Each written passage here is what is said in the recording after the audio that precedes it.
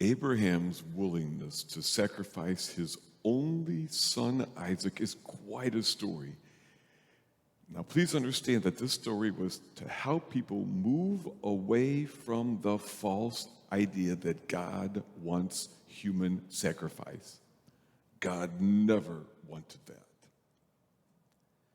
It's still quite a story. Abraham making that journey to the top of the mountain, dragging a heavy heart, walking next to his only and beloved child, Isaac, and carrying a knife to be used to slaughter him. Can you imagine? Certainly there is much to say about Abraham in this dramatic story. But there is another character who gets overlooked sometimes, if you ask me. His name is Isaac. Isaac, Abraham's son, is the one whose role was to be slaughtered. It has to be said, it stinks to be Isaac. Now, at first, Isaac did not know that he was the intended sacrifice. He didn't know what the plan was, but he trusted his dad and went along doing what Dad asked. But it had to be an awful moment, a terrible, heartbreaking moment, when it dawned on Isaac that he was the victim. His dad was going to kill him. I wonder what that did to Isaac. What was it like to look at his dad, whom he trusted, his dad whom he loved, and to know his dad was going to slaughter him? Yes, it stinks to be Isaac. And yet, my friends, each of us sometimes gets that role. Sometimes we are Isaac. Maybe it's not that dramatic, but we each end up being the victim of someone else's distorted thinking, of some form of institutional injustice, or someone's selfishness, or even cruelty. You don't get picked because the teacher or the coach seems to have favorites. A family member steals your share of the inheritance. Someone lies about you and tries to get others to hate you, and you don't know how many believe the lies. Your spouse cheats on you and it becomes public on social media. A drunk driver smashes into the car of someone you love and kills them. Sadly, we all end up being Isaac sometimes. And the crucial question is, then what? Now, of course, we have a whole mixture of emotions and reactions. And there are all kinds of possible ways to respond. But there is this dangerous response that is unconsciously, I think, tempting for many, to give ourselves then permission to victimize others. I've seen it often enough and seen what happens when people choose that response. I've been hurt, I'll hurt others. My friends, there is no life there. It's not the way of Christ. It's not what he did. He is the victim who did not victimize others. And he counts on us, his followers, to be like him. You might think, easy for him. He's Jesus.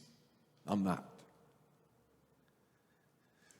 First, please understand, it is okay to be angry. It's not healthy to act like no wrong was done.